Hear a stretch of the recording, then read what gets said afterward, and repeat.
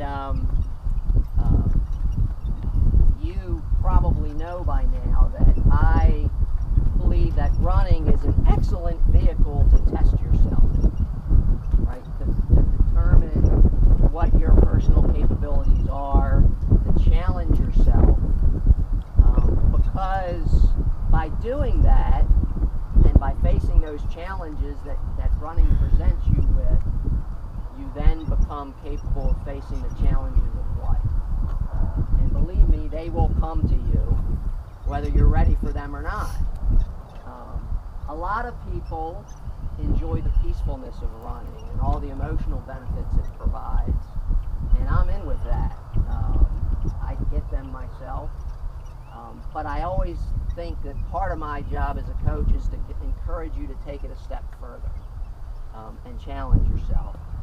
So I want to share a personal story, which you may have already picked up on if you've read my books, so that I can sort of send a message that you can ponder and think about as this season finishes out. So in 40 years of running, I've only run 5 marathons. And I ran a few early on with very big, lofty goals that I didn't achieve. So I set the marathon aside for and planned to build back up to it in a very methodical, planned way. In that year, in those early years, I qualified for Boston, but my goals were much bigger than that, and I didn't go. In 2006, I had a knee injury involving the medial meniscus in my right knee. When they did the surgery, they removed much of the cartilage. I still remember the conversation 2 weeks later with the surgeon when he told me I needed to stop running seriously because I would develop arthritis if I didn't.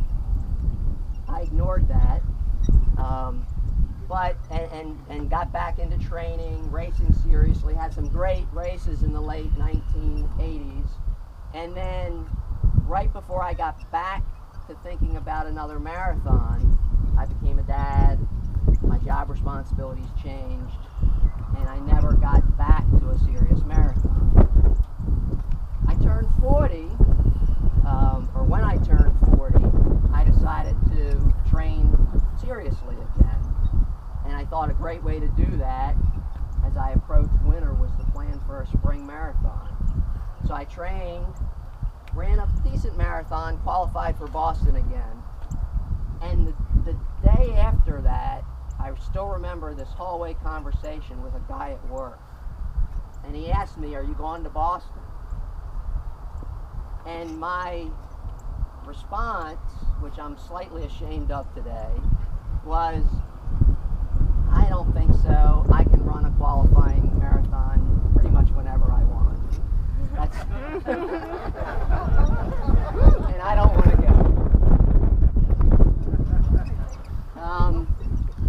4 years later, I developed that arthritis in my right knee. And it took me many years to get past that. A lot of Phil Wharton work to get to the point where I could train seriously again. And in 2011, now I really wanted to go to Boston. And I ran a qualifying marathon. But while I was training for Boston for 2012, I developed a stress fracture in my knee from that thin cartilage. So here I am, 55 years old, a runner for 40 years. I've never been to Boston. And I think about that hallway conversation when I was 40 years old. And by the way, the guy that I was talking to wasn't known to give me great advice. This wasn't a guy I greatly respected, but it turned out to be quite a prophetic conversation.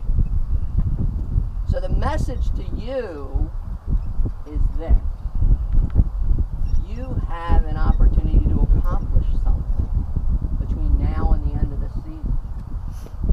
You may or may not ever be able to do it again, right? You don't know what the future holds. take advantage of whatever opportunity is presented to you and make the most of it. Okay? But here's what you have to do if you really want to do that.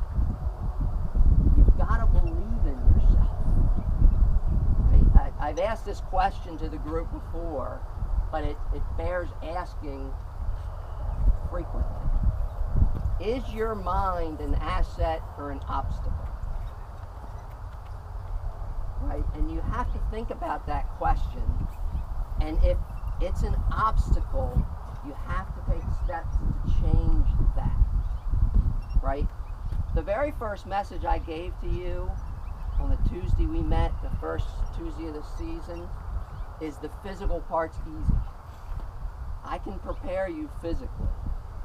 It's the mental part, the believing in yourself once the physical part is done, that's hard. Right? So now, much of the physical part is behind us. What we're doing now is taking that foundation that you built and cultivating it so that you can take advantage of these opportunities that you're going to have.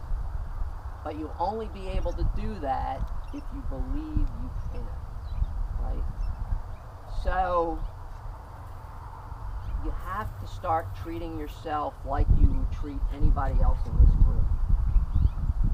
With complete acceptance, with faith, and with the willingness to accept failure. Because only if you are willing to put yourself out there and deal with failure can you ever really get your best potential, the best out of yourself. This is really hard stuff, but I like to make you think about this because of the story that I told you. We don't know when the opportunities will present themselves again, right? I hope a year from now we're all standing here in much the same situation, maybe a little better than this year. That's the goal. But if we're not, you want to take advantage of it. So if you are struggling with that mental battle, and the answer to the question about whether your mind is an asset or an obstacle is the wrong answer, let me help you with that. Okay? Reach out to me and let us work on that together. No extra charge.